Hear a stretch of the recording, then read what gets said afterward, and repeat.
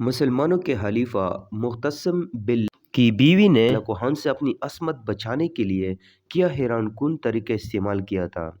Baghdad شہر میں 1,08,00,000 افراد حلیفہ وقت معتصم باللہ سمیت قتل کیے گئے۔ امیر المؤمنین کے شہید کرنے کے بعد تاتاریوں کے امیر ہلاکوہان نے ان کی زوجہ محترمہ کو بدنیتی کے ساتھ اپنے پاس بلانا چاہا۔ اس بغیرت عفیفہ نے تحفظ عصمت کے لیے ایک عجیب تدبیر کی۔ اس نے پہلے تو ہلاکوہان کے پاس کچھ تحائف اور جواہرات بھیجے تاکہ اگر اس کے بلانے سے مقصود زیورات اور جواہر ہو تو ان پر کنایت کر لے، نیز اس سے یہ محسوس نہ ہو کہ امیر المؤمنین کی بیوی اس کے پاس آنے سے گریز کرتی ہے۔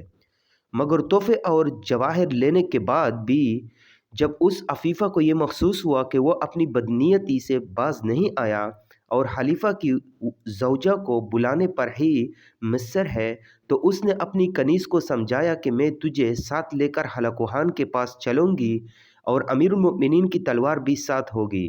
میں ہلاکوہان سے یہ کہوں گی کہ امیر المؤمنین کی تلوار میں یہ عجیب خاصیت ہے کہ امیر المؤمنین کے علاوہ کوئی دوسرا آدمی اس سے کتنا ہی زوردار وار کرے، وہ تلوار کسی کو نہیں کاٹتی۔ اور اس کا مشاہدہ کرانے کے لیے میں تجھ پر کنیز تلوار اٹھاؤں گی تو اس وقت گھبرا کر وبیلہ شروع کر دینا، اور اس وقت میں تجھ سے کہوں گی کہ تو گھبراتی کیوں ہے؟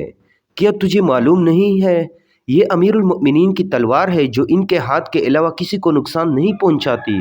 اگر تو گھبراتی ہے تو یہ تلوار پکڑ اور مجھ پر حملہ کر۔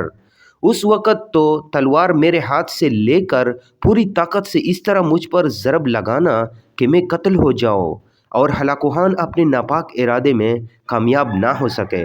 امیر المؤمنین کی بیوی اپنی کنیز سے بات چیت کر کے ہلاکوہان کے پاس پہنچی اور امیر المؤمنین کی تلوار اس کے سامنے رکھ کر اس کی مفروضہ خصوصیت بیان کی اور کہا کہ میں بادشاہ کے سامنے اس کنیز پر اس کا تجربہ کر کے دکھلاؤں گی۔